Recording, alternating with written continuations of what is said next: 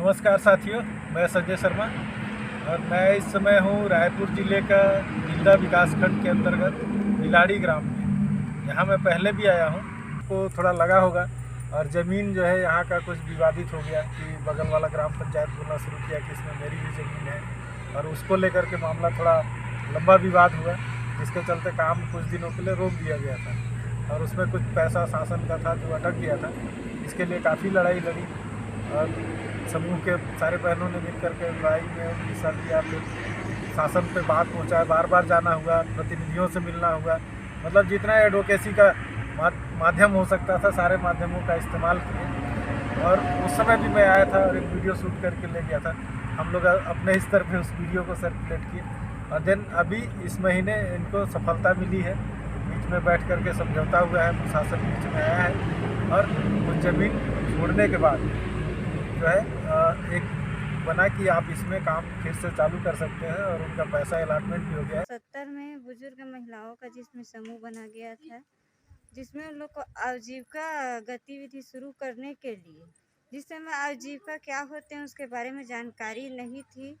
उसके बाद भी आजीविका करने के लिए हमारे ग्राम पंचायत बिलाड़ी के सरपंच प्रतिनिधि या पंचायत ने मिलकर उन लोग को 15 एकड़ जमीन आवंटन किया गया था, जिसमें उन लोग अपने हिसाब से तीली, कोदो, कुटकी का बोकर उसका व्यवसाय करते थे और उन्हीं को बेचकर अपने आजीविका के लिए कुछ कुछ साधनें अपना रहे थे।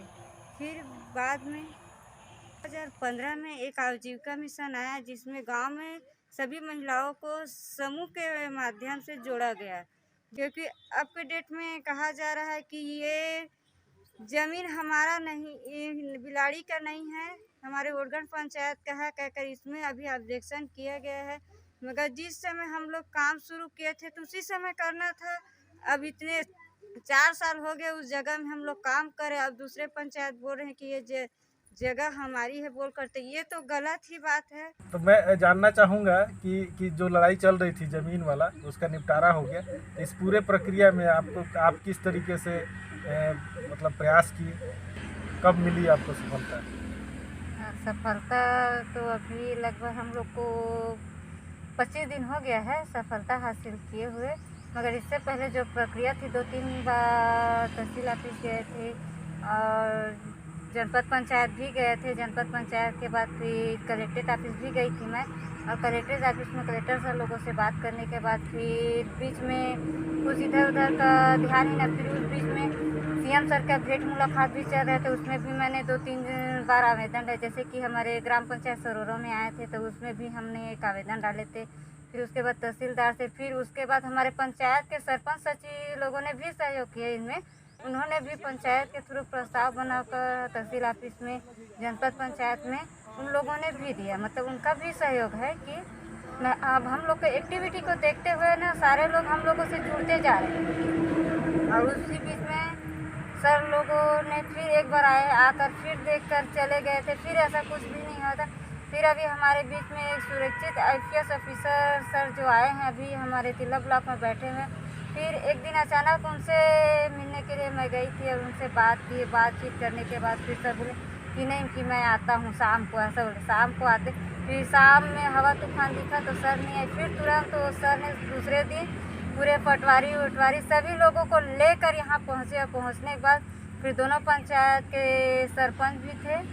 हमारे पंचायत के सरपंच प्रतिनिधि थे, मैडम का तबीयत खराब थी तो वो नहीं आ पाए, और उनके पंचायत से सरपंच पंच नहीं आए थे। उनके बीच में जो उनके घर से जो कार्य करते हैं वो भैया जी आए थे।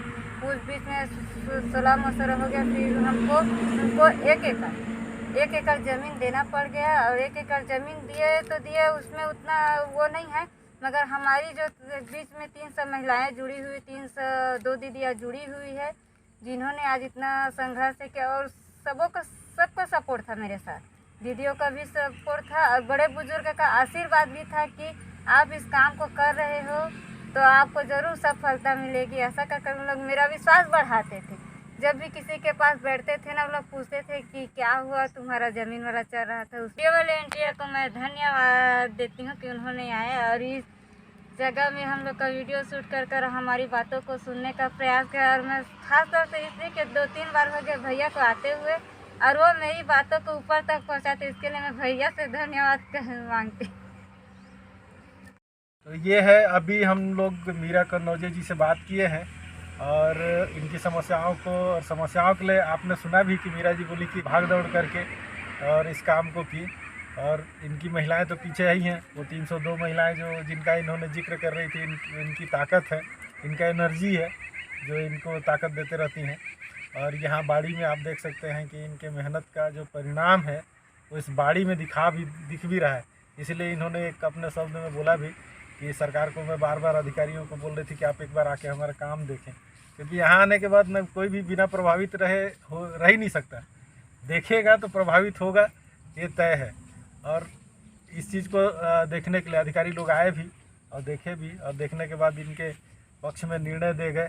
वो होना ही था, क्योंकि इनका मेहनत इस पूरे बाड़ी में दिखाई देता है। और इसके लिए मीरा जी के मेहनत के लिए हमारे तरफ से भी बहुत बहुत धन्यवाद है। और इनका संघर्ष जो है ना हमेशा आगे बढ़े, और शुभकामनाएं हैं कि आगे आप हर्बल के दिशा में भी काम करें और हर्बल को भी आगे बढ़ाएं और इसको भी आगे बढ़ाएं, ताकि आने वाले समय में एक आपके गांव की महिलाएं जब कभी बैठेंगी और फुर्सत से चर्चा करेंगी या आने वाली पीढ़ी चर्चा करेगी, तो आपका नाम तो लेगा ही कि आपने अपने गांव के महिलाओं के सशक्तिकरण के लिए जो मार्गदर्शक की भूमिका निभा रही हैं, उसको सभी लोग याद करेंगे और देखेंगे, और अपने रहते देखेंगे कि किस तरीके से महिलाएं बिलाड़ी की सशक्त हुई हैं और सबको रोज़गार मिला है, आत्मसम्मान भी मिला है, रोज़गार के साथ साथ सम्मान भी मिला है, वो भी दिखाई देगा। धन्यवाद।